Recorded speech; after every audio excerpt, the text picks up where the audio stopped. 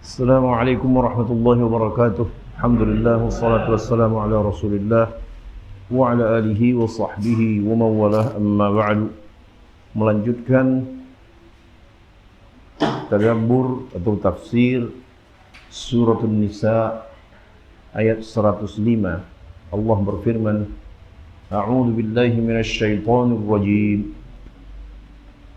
Inna anzalna ilaikal kitaba bil haqqi litahkuma bainan nasi bima araka Allah wa la takun lil khainina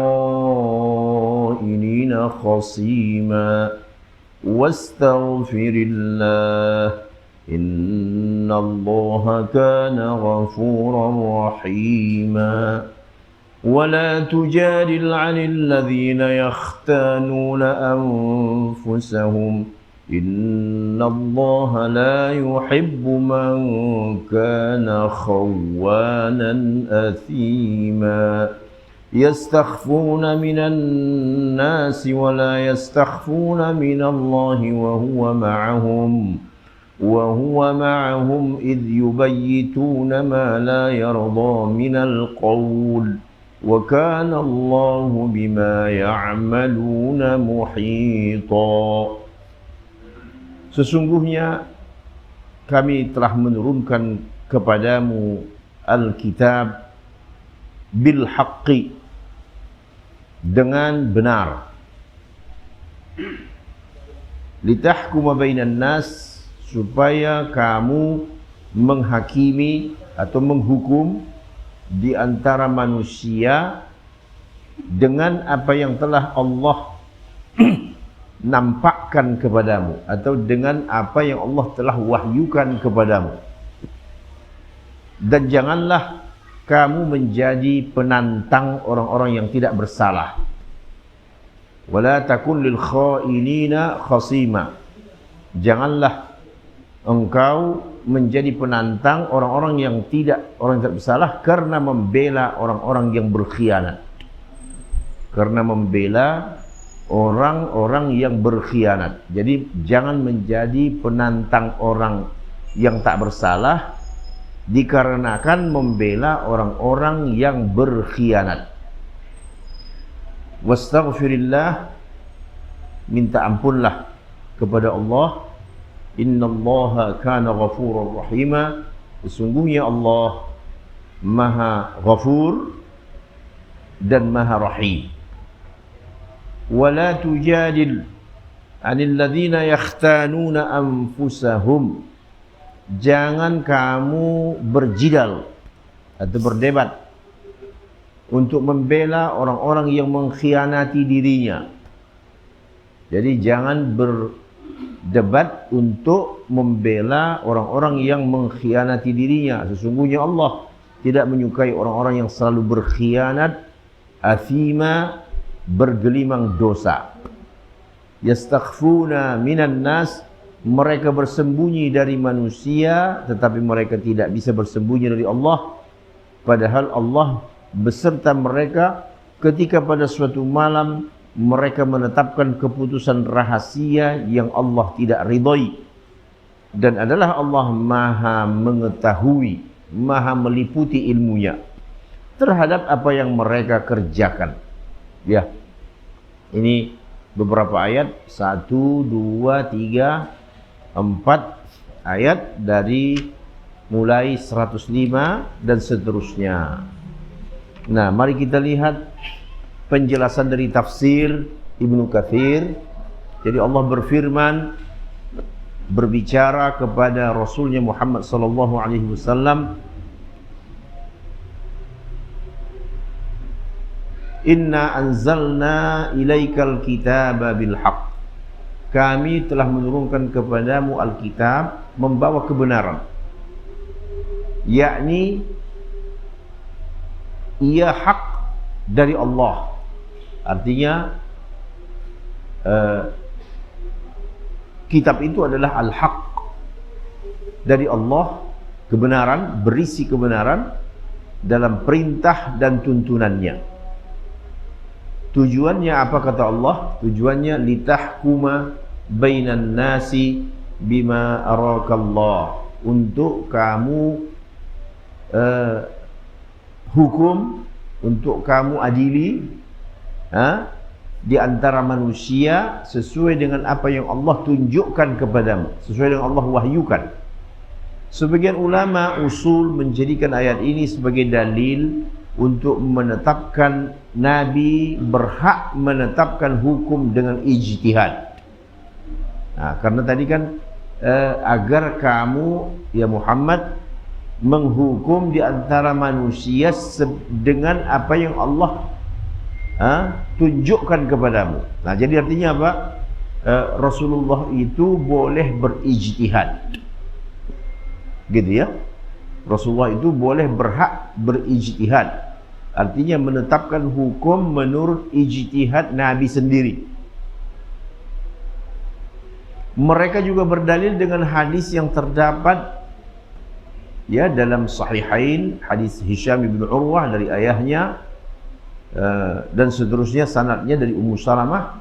Rasulullah SAW mendengar suara gaduh yang bertikai di depan pintu kamar beliau. Beliau keluar ya dan bersabda, ketahuilah bahwasanya aku ini hanya manusia biasa. Aku memutuskan sesuai dengan apa yang ku dengar. Jadi ada beberapa orang yang sedang berselisih ya, didengar oleh Nabi. Lalu Rasulullah mengatakan apa? Ketahuilah aku ini hanya manusia biasa, aku menghukum menurut apa yang ku ketahui. Gitu kan? Apa yang ku dengar. Bisa jadi salah seorang dari kalian lebih pandai menyampaikan hujahnya dari sebahagian yang lain, maka aku memenangkan dia.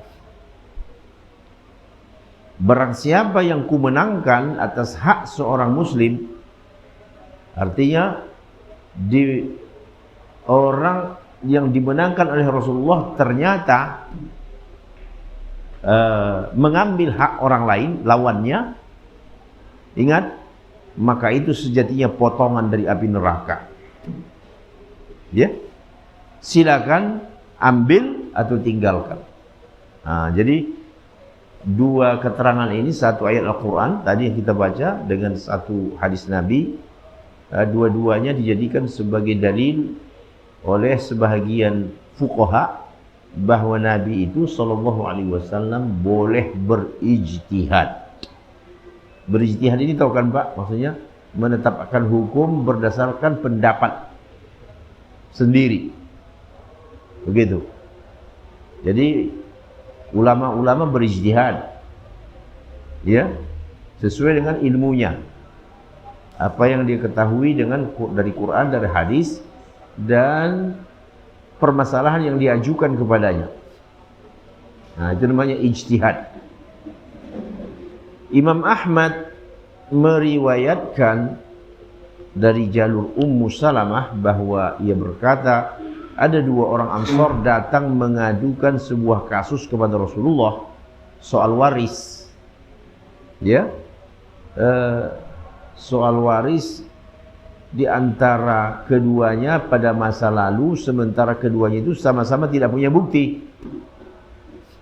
Ya, dua-dua yang berperkara itu tidak memiliki bukti untuk menguatkan pendapatnya.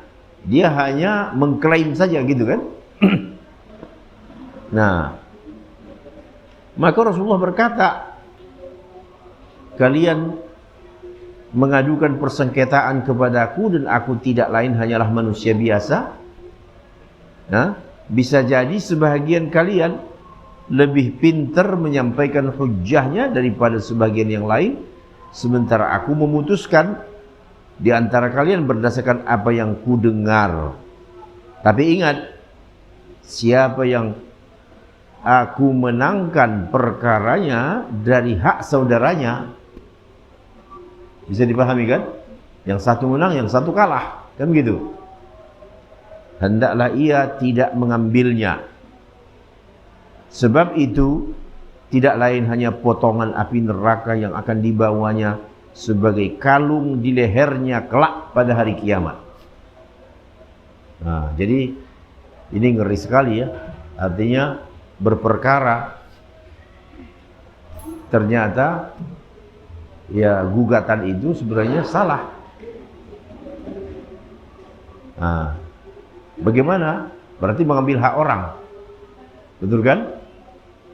Dia dimenangkan, maka kata Rasulullah, jangan ambil. Ya, walaupun kamu menang. Karena menangnya kamu itu bukan tidak, artinya belum pasti karena kebenaran kamu, tetapi karena kepandaian kamu apa? Iya, berhujjah. Nah, sekarang namanya ya ada namanya apa? Pengacara. Ya. Jadi menang karena hakim percaya dengan ucapan atau dakwaan salah seorang, padahal tidak benar sebenarnya. Lalu ia pun dimenangkan, maka sudah barang tentu dia akan mendapatkan harta itu, padahal itu salah. Nah, jadi Nabi mengingatkan, awas, hati-hati. Walaupun kamu menang, maka sesungguhnya yang kamu ambil itu adalah potongan api neraka. Ya, karena kamu mengambil hak orang. Ya, wabil khusus soal waris ini Pak ya, salah satunya soal waris. Ini tadi kasusnya ini kan waris.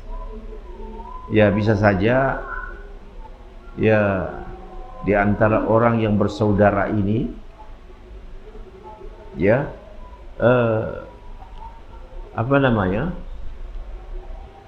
dia bisa mengada-ngadakan sesuatu untuk mengambil hak yang bukan haknya, begitu. Entah umpamanya dia bisa mengajukan sertifikat apa, palsu, kan begitu, atau dia buatlah semacam tanda bukti bahwa itu adalah punya dia yang berhak pada tanah itu, padahal sesungguhnya apa, itu semuanya adalah dusta, bohong. Lalu Rasulullah SAW mengingatkan, hati-hati kamu, karena sesungguhnya itu adalah potongan dari api neraka. Apa gunanya ya diperoleh, dinikmati di dunia, nanti di hari akhirat neraka. Ya, dikalungkan Pak. Ini bukan kursi, ini tanah. Bagaimana tanah dikalungkan jadi api nanti di hari kiamat? Kalau kursi masih mending, ini kursi jadi api ya, tapi itu tanah. Nah, jadi oleh karenanya setiap muslim itu, khususnya dalam soal harta warisan ataupun hal-hal yang sifatnya perdata lah dalam bahasa kita sekarang ya, hati-hati berperkara saling mengklaim ya yang benar, karena tak punya bukti hilang haknya, betul enggak? Nah, yang salah punya bukti jadi menang.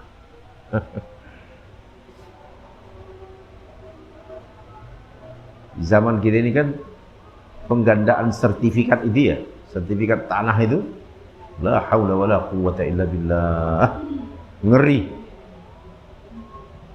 ya. Tanah bisa memiliki beberapa sertifikat. Bagaimana itu Pak? Padahal yang benar pasti hanya satu. Jadi kejahatan ini, kejahatan. Nah, bagaimana dia memalsukan sertifikat? Nah, dijual itu kepada pihak berikutnya, yang sini juga jual kepada berikutnya.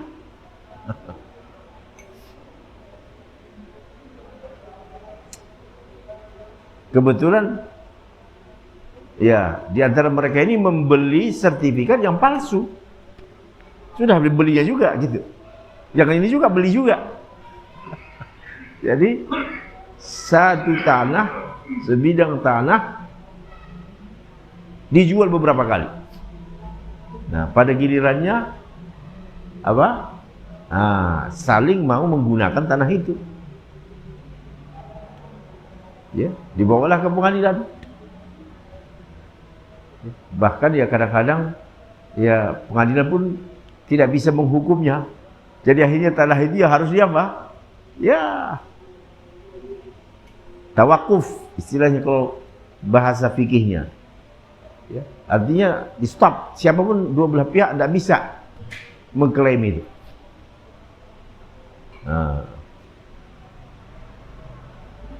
Dan ini kadang-kadang dua orang yang masih bersaudara, ya, saudara kandung. La ilaha illallah. Jadi kalau sudah bicara harta, Pak, persaudaraan bisa apa?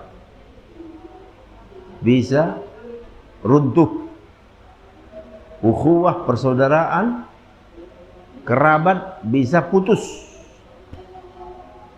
Nah, bisa hilang itu. Padahal sama-sama tahu ya bahwa apalah nilai tanah dibandingkan rasa, dibandingkan apa? Nilai kekerabatan. Betul enggak? Kekerabatan mana bisa hilang, Pak? Betul enggak? Apakah ini saudara kandung atau ponakan atau apa? Waduh, mana lebih mahal? Anggaplah tanah ini 5 miliar. Ya. Dengan kekerabatan. Jadi kekerabatan dikorbankan gara-gara uang 5 miliar. Nah, dunia. Betul kan? Dunia. Mending benar. Sering sekali salah. Iya. Baik, ini tadi terkait dengan sebenarnya asalnya mengenai Rasulullah boleh tidak berijtihad. Nah, sebagian ulama mengatakan Rasulullah itu boleh berijtihad berdasarkan ayat ini tadi. Karena Allah mengatakan, kami turunkan kepadamu Al-Quran, Alkitab dengan hak, agar engkau menghukum orang berdasarkan Al-Quran itu sesuai dengan apa yang diperlihatkan Allah kepadamu. Bima arakallah. Artinya apa? Melalui ijtihadmu. Begitu. Baik. Berikutnya ya memang kisah-kisah itu lagi berulang-ulang.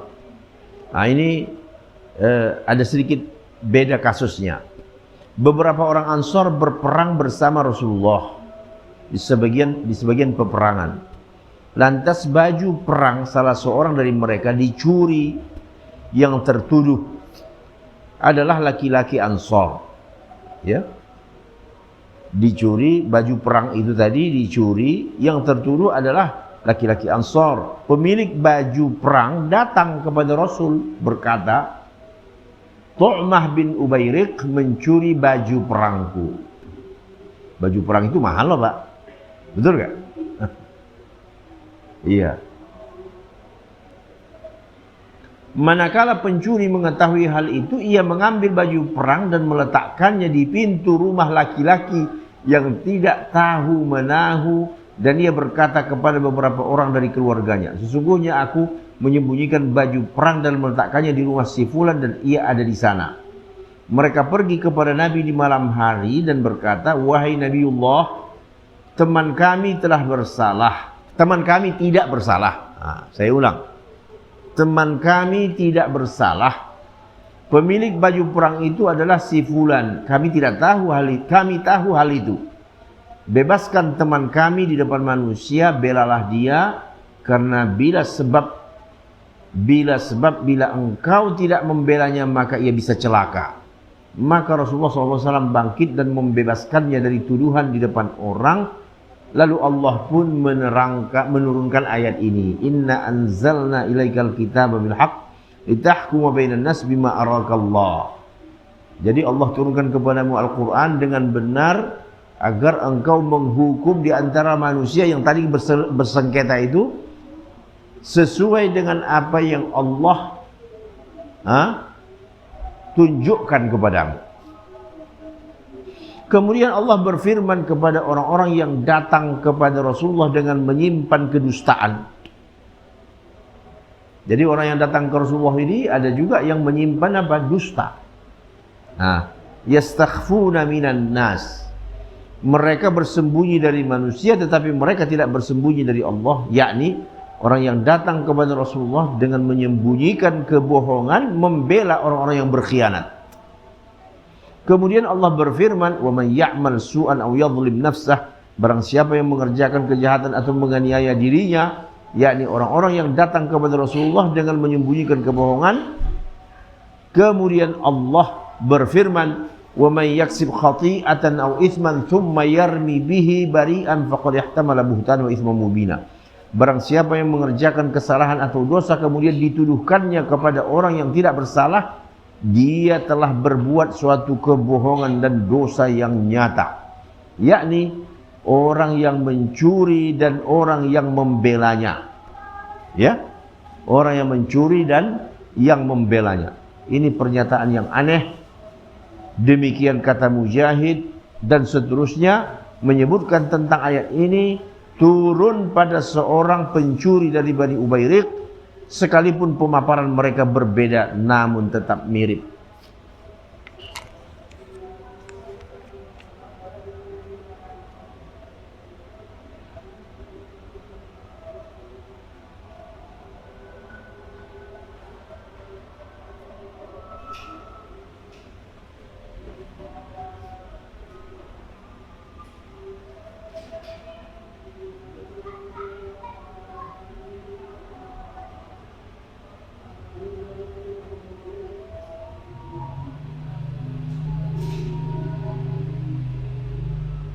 Lalu ayat setelah itu, wastaghfirillah, minta ampunlah kepada Allah ya dari apa yang engkau katakan.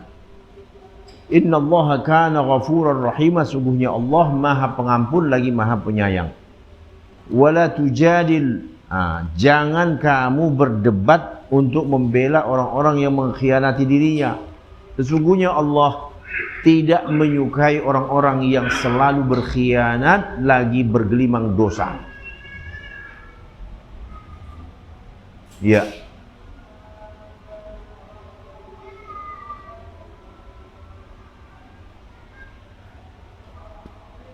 Wa man yaksib itsman fa innama yaksibuhu ala nafsihi.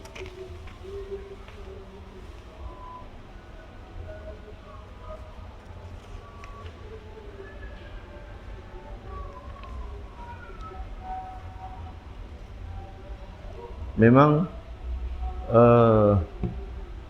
apa namanya Pak, tafsir Ibnu Katsir ini terlalu banyak riwayat, ya, terlalu banyak riwayat.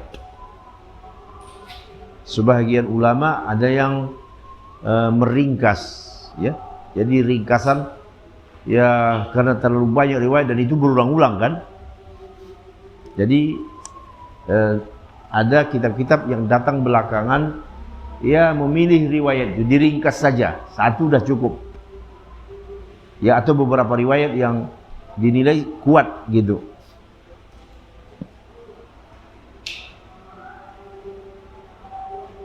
Kemudian firman Allah, yastakhfuna minan nas wa la yastakhfuna minallah. Mereka bersembunyi dari manusia tetapi mereka tidak bersembunyi dari Allah. Ini pengingkaran terhadap orang-orang munafik. Kita tahu bahwa dari zaman Nabi pun ada juga yang namanya apa Pak? Ya, kaum munafik.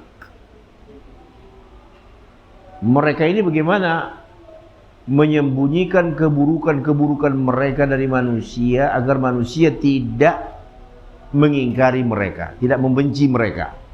Ya. Namun dengan Allah mereka berani terbuka karena Allah mengetahui rahasia mereka dan apa yang tersimpan di dalam hati mereka. Nah, makanya Allah berfirman, ya, wa huwa ma'ahum idh yubayyituna ma la yardha minal qaul. Padahal Allah beserta mereka ketika pada suatu malam mereka menetapkan keputusan rahasia yang Allah tidak ridhai. Allah Maha mengetahui. Lalu setelah itu Allah pun berfirman, ha antum haula'i jadaltum anhu fil hayatid dunya. Beginilah kalian adalah orang-orang yang berdebat untuk membela mereka dalam kehidupan dunia. Yakni, apa maksudnya? Taruhlah mereka itu menang di dunia dengan apa yang mereka ucapkan atau apa yang diucapkan bagi mereka di depan hakim untuk menetapkan hukum berpijak pada zahir, dan para hakim itu diperintahkan untuk memutuskan sesuai dengan yang zahir, artinya bukti gitu. Namun bagaimana keadaan mereka nanti di hari kiamat ketika berada di hadapan Allah yang mengetahui rahasia dan yang lebih rahasia? Di dunia bisa membohongi hakim,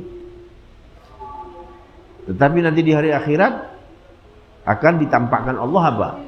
Kebenaran. Jadi seperti tadi umpamanya kita sebut sajalah menang atas perkara, ya enggak? Menang dia atas suatu perkara padahal dia sebenarnya berada di pihak yang salah. Dia nikmatilah itu tanah. Tetapi nanti akan datang suatu zaman di mana Allah menampakkan siapa yang benar, siapa yang salah. Orang yang salah akan mendapatkan hukuman berat. Baik. Ayat berikutnya 110.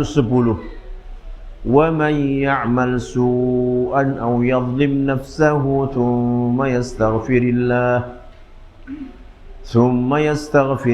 yajidillaha ghafurar rahima.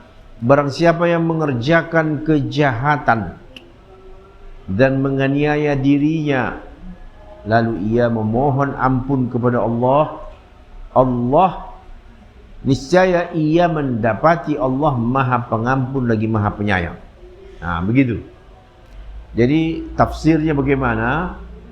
Allah Subhanahu wa taala mengabarkan tentang kemurahan dan kedermawanan Allah itu. Allah itu Maha Dermawan.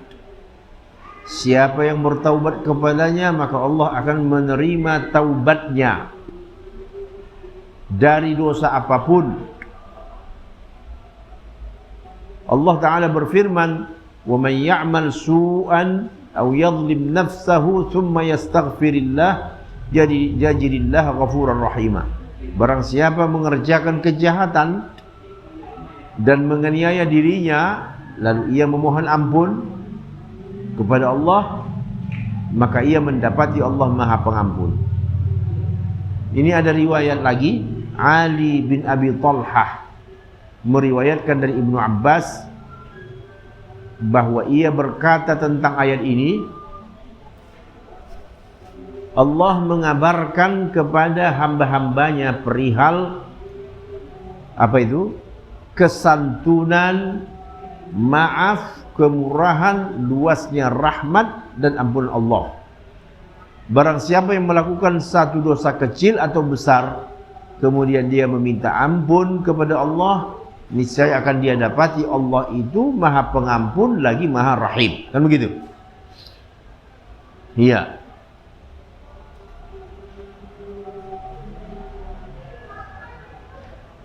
Abdullah berkata, apabila salah seorang dari Bani Israel melakukan sebuah dosa, maka pada pagi harinya pelebur dosa tersebut sudah tertulis di pintu rumahnya. Bila air kencing mengenai sesuatu, maka ia harus dipotong dengan gunting. Begini dahulu hukum untuk Bani Israel, Pak. Ya. Apabila salah seorang dari Bani Israel melakukan sebuah dosa, maka pada pagi harinya pelebur dosa tersebut sudah tertulis di pintu rumahnya. Kalau dia bila air kencing mengenai sesuatu, maka ia harus dipotong dengan gunting. Seorang laki-laki berkata, Allah sudah memberikan kebaikan kepada Bani Israel. Maka Abdullah berkata, apa yang Allah berikan kepada kalian, wahai umat Nabi Muhammad, lebih baik dari apa yang diberikannya kepada Bani Israel dahulu. Allah menjadikan air sebagai alat bersuci. Repot juga kan, kalau pakaian kita kena najis, harus digunting, Pak. Jadi baju bapak, celana, ya, baju jas, tiba-tiba kena najis, tak kena air kencing, itu dahulu hukum yang berlaku untuk Bani Israel itu dia apa? Digunting. Jadi pembersihan dari najis itu digunting. Nah, sekarang kita bagaimana pembersihan najis? Hah? Bukan, cuci aja air. Iya, iya. Nah, najis, ini bukan ceritanya bukan babi, bukan jiratan anjing, najis saja. Cukup kita air digosok, sekarang ada sabun dan sebagainya, itu udah cukup. Nah, coba timbang-timbang, mana lebih pemurah Allah kepada umat Nabi Muhammad atau kepada Bani Israel?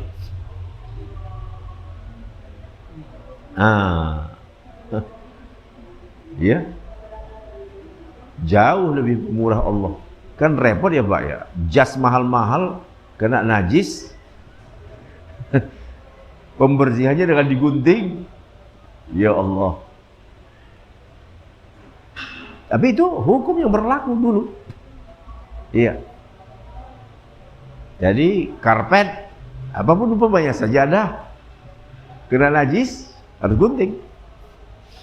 Baik, jadi kalau begitu Allah itu masih lebih sayang kepada kita. Cukup dengan air selesai. Gitu. Iya. Allah berfirman, "Walladzina idza fa'alu fahishatan aw zalamu anfusahum dzakarullaha fastaghfaru lidzunubihim wa man yaghfiru dzunuba illa Allah wa lam yusirru ala ma fa'alu hum ya'lamun." Dan mereka yang berbuat fahisyah atau menzalimi dirinya lalu mereka mengingat Allah dan meminta ampun atas dosanya, Allah akan mengampuni dia. Begitu.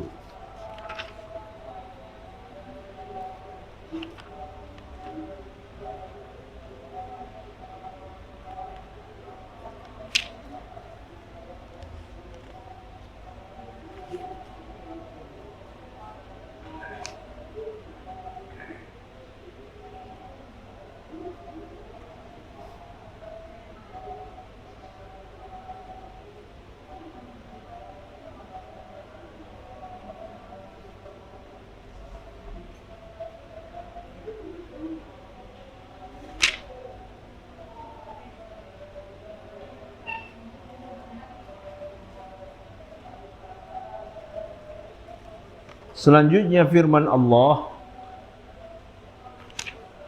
"Wa may yaksib itsman fa innama yaksibuhu ala nafsih." Barang siapa yang mengerjakan dosa, maka sesungguhnya ia mengerjakannya untuk kemudaratan dirinya. Betul ya? Jadi siapa yang berbuat dosa sebenarnya menimpakan beban pada dirinya sendiri. Jangan dia menganggap dia berbuat dosa, oh dia menang. Ya, sesungguhnya apa?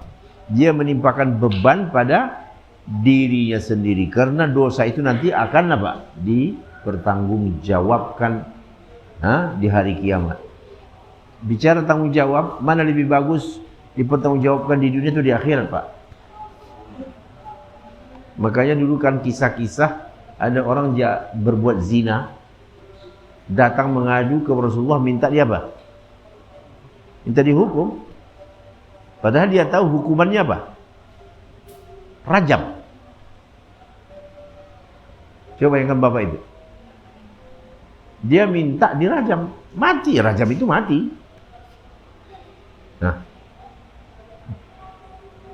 Kenapa dia berani meminta dihukum di dunia? Kenapa? Karena dia tahu hukuman di akhirat jauh lebih parah. Jauh lebih parah dari hukuman di dunia. Walaupun di dunia itu hukumannya apa tadi? Ya hukum mati.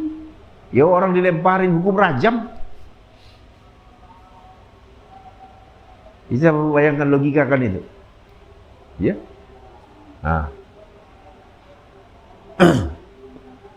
Wala tazir waziratu wizra ukhra. Orang yang berdosa tidak akan memikul dosa orang lain. Yang namanya dosa itu dipikul oleh siapa? Ya masing-masing. Kan gitu ya. Artinya seseorang tidak memikul dosa yang diperbuat oleh orang lain. Bahkan ayah berdosa, anak tidak akan memikul, betul tidak? Anak berdosa, ayah tidak akan pernah memikul. Iya. Kecuali penyebab dosa itu memang ayahnya. Itu lain soal ya. Baik. Kemudian Allah berfirman, "Wa may yaksib khati'atan", itu dia tadi. Barang siapa yang mengerjakan kesalahan atau dosa kemudian dituduhkannya kepada orang yang tidak bersalah, sesungguhnya ia telah berbuat suatu kebohongan, yakni sebagaimana perbuatan buruk Bani Ubayriq yang mereka tuduhkan kepada laki-laki soleh yang tadi cerita yang lalu di atas, yakni Labid bin Sahal atau Zaid bin As-Samin, seorang Yahudi, sebagaimana dikatakan oleh riwayat lain. Padahal orang tersebut tidak bersalah, sebaliknya merekalah yang bersalah. Sebagaimana Allah membuka hal itu kepada Rasulullah, maka ancaman dan peringatan ini berlaku umum bagi mereka dan juga untuk orang lain yang memiliki sifat. Jadi jangan coba-coba kata kalau bahasa kita itu lempar batu. Lempar batu sembunyi tangan. Dia ahli menyembunyikan kesalahan. Ya, licik kata bahasa kitanya kan. Dia yang melempar batu dituduhnya orang. Di zaman sekarang ada nggak begini, Pak? Oh banyak. Dia bisa berkelit, dia bersembunyi. Ya, baru dia menonton, biarin aja katanya berantem. Padahal dia yang melakukan perbuatan itu. Dia bisa melarikan diri dan mungkin dituduhkannya kepada orang lain. Sehingga orang lain itu dihukum. Dia sebagai pelaku, dia bebas. Jadi kita ngeri. Jangan coba-coba berbuat seperti itu. Kalau kamu melakukan suatu dosa, jangan kamu tuduhkan orang lain, sehingga orang lain itu akhirnya menerima hukuman. Karena masyarakat umum mengira bahwa dialah pelaku kesalahan itu, dikorbankan. Ini istilahnya bahasa kita ini sekarang apa? Dikorbankan. Betul Pak ya? Beberapa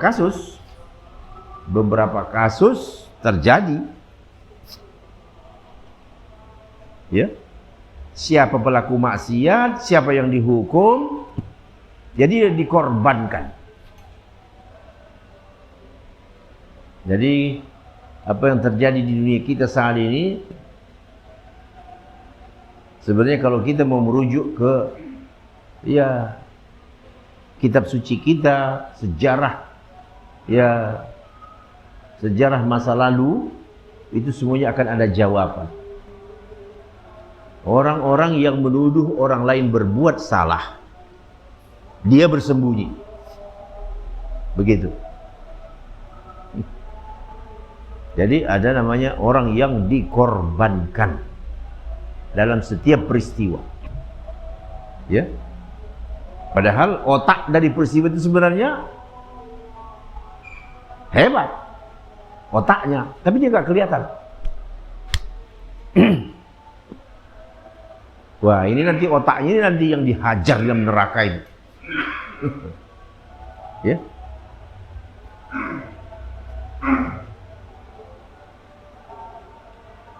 Baik.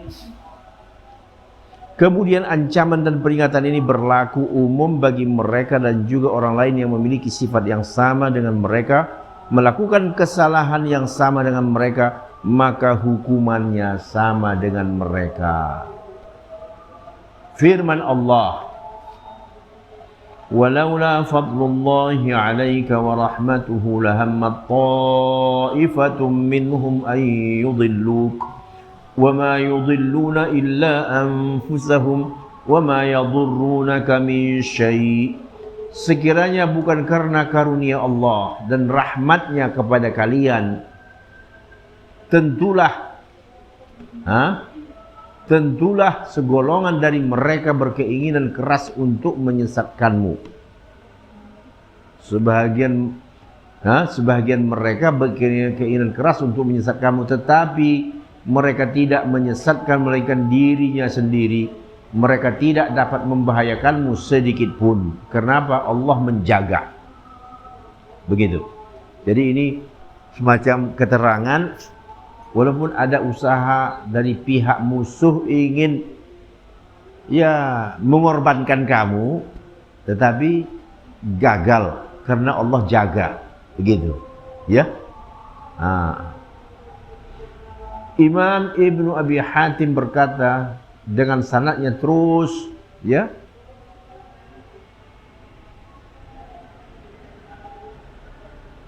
dari Qatadah bin Nu'man, dan dia menyebutkan kisah Bani Ubayriq, maka Allah menurunkan ayat ini, lahammat ta'ifatum minhum an yudilluka wa ma yudilluna illa anfusahum wa ma yadurrunaka min syai'.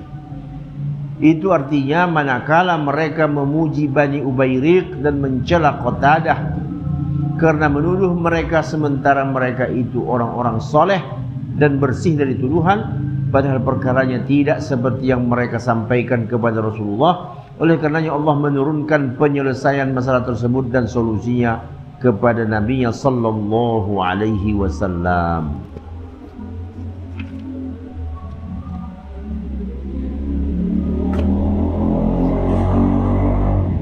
Baik, untuk melengkapi ini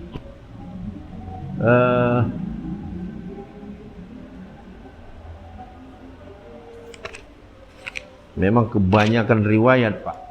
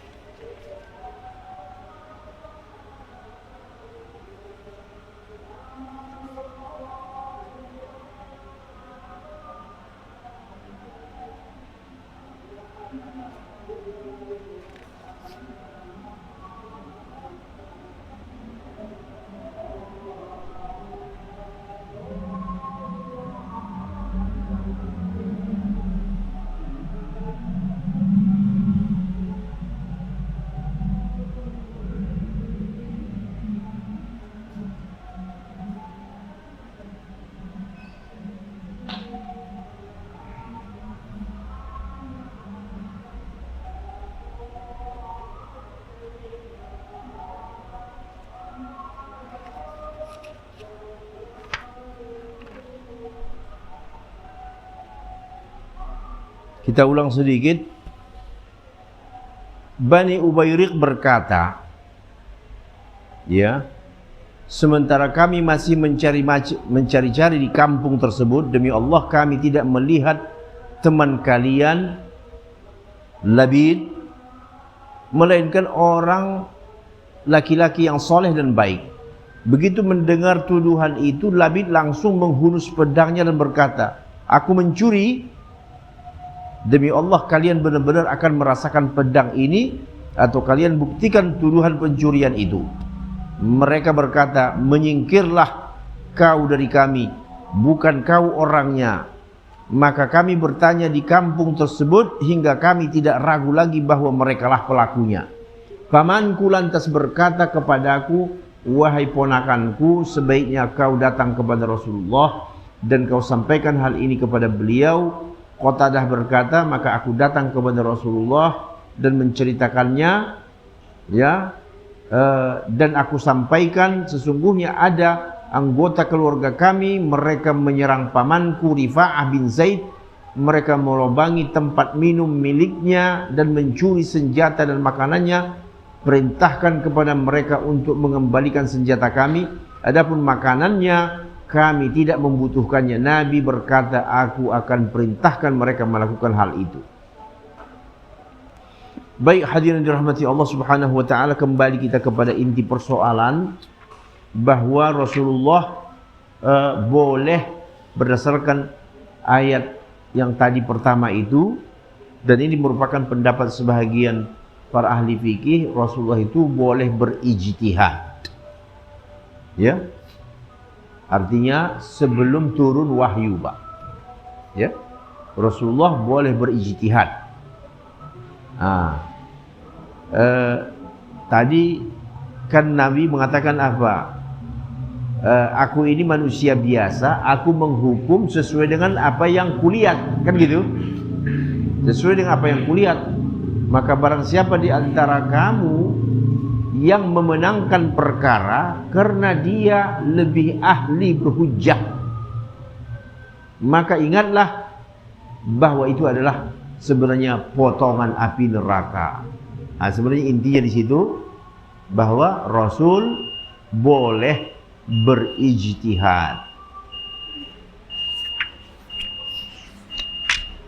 Ada yang ingin ditanyakan?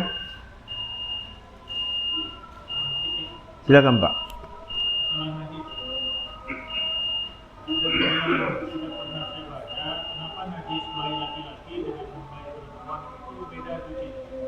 Bagaimana, Pak?